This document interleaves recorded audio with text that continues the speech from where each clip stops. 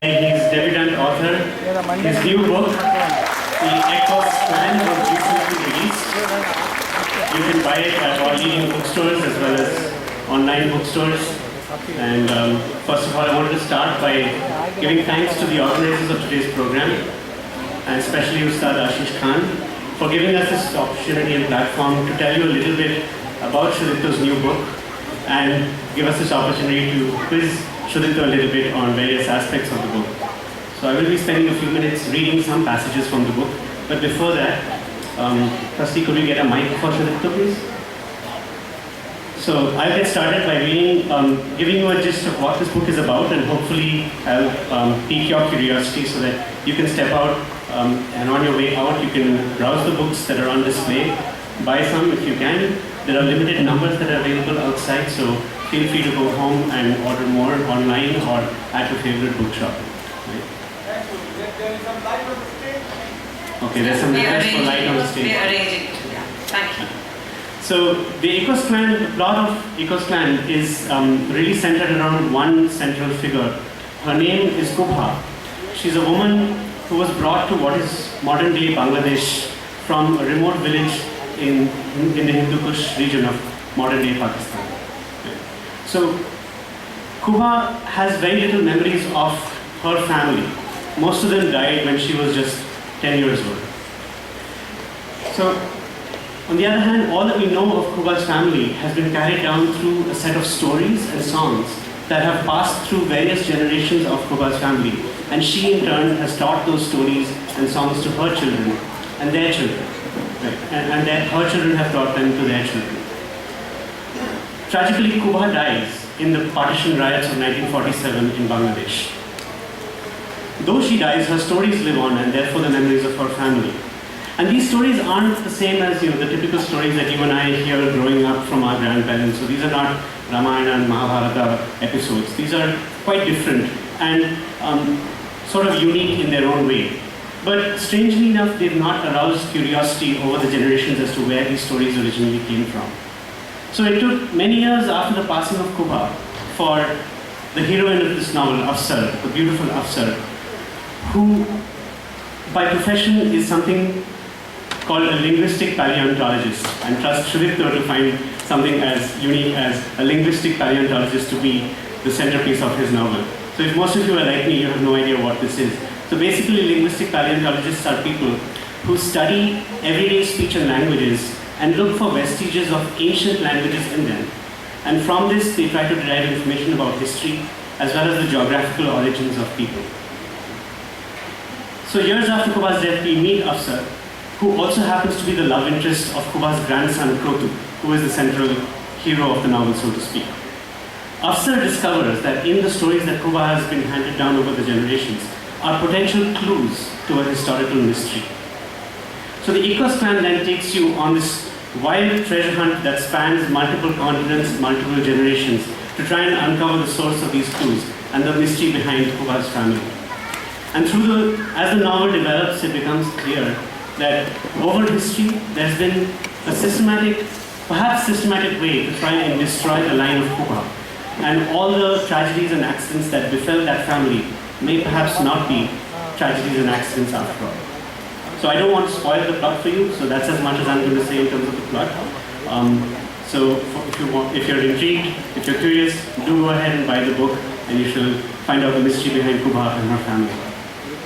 So what I wanted to do next, since this is a musical evening, there are strong references to music throughout Sudipto's book. I wanted to read out some relevant passages and then quiz Sudipto a little bit. So I'm going to start with a scene where Kratu, Kubha's grandson, is at this point in the novel living in the US, and he's teaching a bunch of children music at Stanford University campus. And this is also the scene where he gets to know Afsar, his love interest, and she sees him teaching these children and comes forward to him. I saw you using different positions of your index finger to denote the 3 notes that you used. That's a unique way to notate music. Where did you learn this? It's a legacy of my grandmother's. You made a beautiful melody with just 3 notes. Did your grandmother compose all of these melodies? I don't know. She died when my father was just 7. My sister learned some of these tunes from our aunts, who might have accessed them directly from my grandmother. My sister, she could create wonderful music too, with just 3 notes. But I believe this one tune was an original of Tamu, my grandmother. She used the same technique that you saw me use today to help her kids memorize the names of the rivers of Bangladesh. So before we get into the musical aspects, Sudipto, Bangladesh plays a really has a strong presence in your book. And I know you, like many others, including me, were part of a family that migrated westwards from Bangladesh. Some of the most vivid chapters in the book are the ones that are set in Bangladesh. So could you tell us a little bit, any of your personal feelings, experiences that went into that part of the book? Yes, Kanishka, actually you're correct. Bangladesh plays a very important role in my book. And I virtually grew up hearing a lot of stories about Bangladesh. An old aunt used to stay with us. She was a widow and she had no other place to go. She stayed with us until she died. And both my parents used to work. So after the school, I used to come back and I used to spend all the afternoons with her. And she used to babysit me and my toddler brother. And it was early, I think 80s.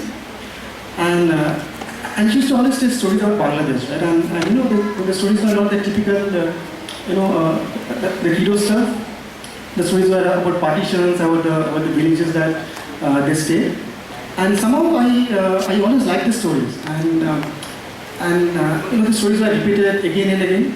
And she used to always refer Bangladesh as her own country. And in a typical Bangladeshi accent, she used to always say, we will become over dash, so that the Calcutta Bengali accent, that means, that's our country. And she used to always stress on that. And for a very long time, I myself believed that Bangladesh is my own country, and that India is the place where I'm staying by force. And only later, only when I grew up, I knew what exactly it used to mean. And a lot of the things that I've used, specifically, the events that exactly happened on 14th, 15th, and 16th of August in 1947 in Noakhali or in other places of Bangladesh, they are actually real stories, which I heard from my aunt. And in fact, there is also a big episode where 3 children, they leave behind their parents in Noakhali and they escape from Bangladesh to India. So that almost 80-90% of that incident is also true. So that's it. That's it, Kanishka. Thanks. So the other aspect of this passage that I read, this was just before Kratu sings this song to the children. And the song is basically a listing of numerous rivers of Bangladesh, and he sings it with this 3-note style. So 2 questions for you, Shilpa, and I know you'll hate me for the second one. So the first one is, why 3 notes? What's significant about that? And second, can you sing what a 3-note song with the list of rivers of Bangladesh might sound like? So are you asking me to sing a song? Yes. Oh my God. So that was not in the script, Kanishka, and I think even half an hour back when we were talking, you didn't mention that I have to sing a song. But well, you know, I think it's not possible for me to see what exactly Kubha would have sung or what we should have composed. But I think I will try to give an example. So these songs with 3 notes, it sounds a little peculiar, but even now in rural Bengal, there's something called Panchali, and I think for the people who don't speak Bengali, I think the word Panchali may not be unknown because Pother Panchali is actually the first film made by Satyajit Roy, and Pother Panchali means the song of the road, and Panchali roughly means song, but actually it's not song. It's a style. It's a traditional style of recitation, and it's easily used to recite some religious poems. Maybe the Ramayana and the Mahabharata or something like that. But it can be also used to to recite any other secular poems also. So okay. Now the interesting part. So what we'll do, I will try to recite the poem written by Kubha in a Panchali style. So the poem goes like this. So each of the word is actually a name of a river, like Shugandha, Dhanshiri, Feni, Shalta, Bishakali, Bisharkandi, Horingata, Kochuno, Kali. So each of these names are actually rivers. And in the Panchali style, it would sound something like this. Shugandha, Dhanshiri, Feni, Shalta, Bishakali, Bisharkandi, Horingata, Kochuno, Kali. Koto Kali, Bhashai Kali, Shipsha, Jhabjhabia, Kali Ganga, Dor, Kali, Mongla, Takatia. So I think if you see exactly 3 notes, right? Exactly 3 notes, and it goes on monotonously like this. But so this is just an example, and what I mean was Kubha used to sing songs which are composed with 3 notes, but not necessarily in this monotonic or in this monotonous, with Panchali style. So is it fine, Kanishka? Yeah, that's good. So I should mention when I said Sudipto is also an amateur musician, but he's not an amateur vocalist. He's a violinist, so, which is unsurprising to me. The fact that he has a lot of musical references in his book. So I finished this passage. So Kratu continues. I sang the whole verse. When I finished, I saw Afsar staring at me, her elbow resting on her right leg and her chin on her palm. Did your grandmother always sing tunes with only 3 notes? She asked, without taking her eyes off me. Yes, at least that's what I can make out from whatever I've heard. I'm wondering, she said, where could she got this idea from? Did it ever strike you? So the book goes on to contemplate connections between Kubha's 3-note compositions and Vedic chants as well as Drupad music. Sudipto, there's a lot of musical references in your book. You want to talk a little bit about why these references? Yes, so the book also talks about Rig Veda and Drupad music, but exactly what is the connection? I think that you have to read the book and then find out. So Rig Veda is believed to be the first book written by mankind, and it's believed that it was written sometime around 1500 BC, so which makes it close to 4,000 years old. And apart from being the first book, the origin of Indian classical music can also be traced to the style in which the Vedic poems are sung. So and the Drupad music has the vestiges of the style in which the Vedic songs were sung. And what is the connection between Kubha's song or Drupad music and Rig Veda? So that's one of the mysteries that is hidden in the book. So I believe if you happen to read the book, then you'd find out what exactly is the connection. And apart from Indian classical music, there is a lot of Western classical music, especially Mozart. I myself have been obsessed with Mozart from my childhood. I don't know why. And just to give a small anecdote, some 10 years back, we made a very small trip to Europe, and I landed up paying huge extra money, and also I landed up actually making a very weird itinerary just to include Salzburg in the trip, because Salzburg happens to be the birthplace of Mozart, apart from also being the center where Sound of Music was shot. So the Sound of Music and Mozart both were very close to me. So I think there are a lot of Mozart in this book. There's reference to one opera. There's no reference to a lot of other things. I mean, if you like Russian classical music and if you love Mozart, then I think you would love this also. Okay, so the other theme that runs through your book, Sudipto, is there's a lot of interesting geographical. The action is spread over a lot of interesting geographies, including Bangladesh, Calcutta. Action moves to the Hindu Kush region. There's even portions of the book that are set in Russia, and of course the San Francisco Bay Area. Could you elaborate a little bit on why these locations? Yes. So apart from the characters, the geography also plays a very big role, because I mean each of Kubha's stories, it's about some riddle, and most of the riddles take you to different places. And Bangladesh is obviously there, and then we have Calcutta. Calcutta, not in the present form, but in the heritage from the British era Calcutta. Then of course we have the Bay Area, by virtue of my profession I've been to Bay Area a lot, and somehow I always liked the Bay Area of California more than other places in the US. And a lot of my friends study in Stanford, Berkeley, so I believe there are a lot of my personal memories involved. And I've extensively used various unique locations of Bay Area, and two other places, one in Hindu Kush and one in Russia. So I believe one it's called the Kalash Valley in present Pakistan in the Hindu Kush mountains, and another in southern Urals in Russia. So these two places also play a very big role in the book. So I think Kanishka, why don't you read one small passage each from each of the places? Yeah, so I'll read two short passages. The first one, like I said, is a description of the valley of Kalash, and this is set in a scene where Kratu, Afsar and Kratu's friend Tista, they are flying in a helicopter over this region. Down there, not much below us, the landscape was turning into a three-dimensional canvas of an artist who had let loose his imagination and created the setting for a fairy tale. Pristine lakes and tarns filling up beautiful dimples on the faces of mountain valleys. Babbling rills and jumping cataracts flowing gleefully over the limbs of rocks standing still for ages.